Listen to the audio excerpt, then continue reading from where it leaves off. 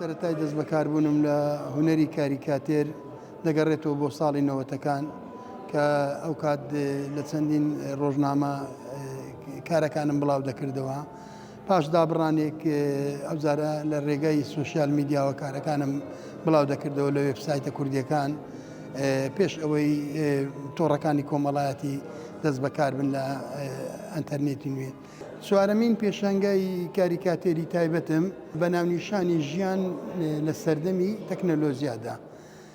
کە بریتە لە 50 تابلۆ تێدا کێشە و گرفتەکانی ئەو ئامێرە نوێیانەی کە هاتوۆتە ناو ژیانی نوێمان وەکو مۆبایل و لاپتۆپ و هەروەها هەموو ئامێرە تەکنۆلۆژیاکان کە لە کاتێکدا بە شێوەیەکی ناتەندەروست بەکاردێ و ئەو کێشە و گرفتانەیە کە دێتە ڕێگامان ڕۆژانە. هەوڵم داوە نمایشی کەم لە گۆشە نیشانی بینەرانی بدەم. لە حەقیقەتدا دەبێ تاکەکان ئاستی ڕۆشنبیریان زیاتر بەرز بێ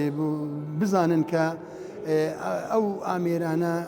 زەرەر و زیانی هەیە وردە وردە کار دەکات لەسەر دابڕانی تاکەکان لە کۆمەلگا و هەروەها حتا لە دابڕانی تاک لە ناو خێزانێک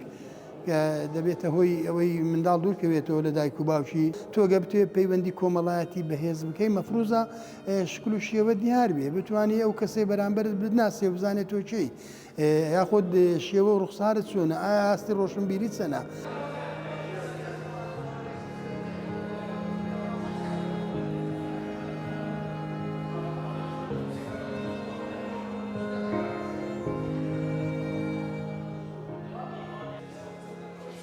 کۆمەلگای ئێمەدا و لە گشت کۆمەلگاکانیشدا کە لە حاڵەتی ترانسفێرن یعنی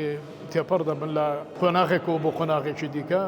ئەم دچاری ئەم خەساریانە دەبن ئەم بۆتە خەساریەکی عالەمی کە تەواوی کاتەکانی مرۆڤی گرتووە. ئێمە دەبێت بە وریاییەوە لەسەرەوە بدوێن قسە بکەین کە تایمێکی تایبەت بۆ مناڵەکەمان دابنێن یا بۆ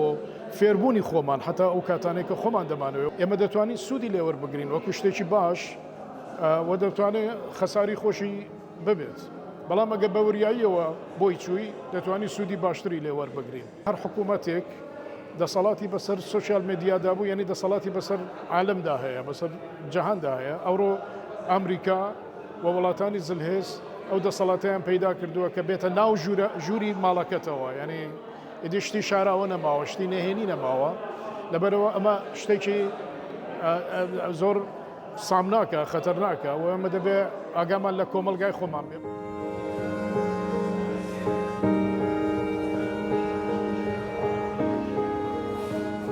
پێم ڕەوایە بینەر سەیری ئەو کارۆنێریان کە بە تایبەت گەنج کە بەشێکی زۆری سێ بەشە ژیانی بەلایانی تەکنۆلۆژیا و بەلایانی مۆبایل و لایانی سۆشیال میدیا خەریک کردووە لەوەی کە بێتن بە شێوەیەکی مەیدانی جەستەیی هۆش و مێشی زیاتر بەگر بەخا ئەویان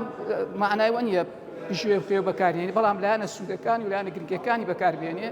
لۆی ڕێڕەوی ژیانی بەرەو پێشکەوتن بان نەخێت نەوە کاتەکانی پێ بە فیرۆ بدات.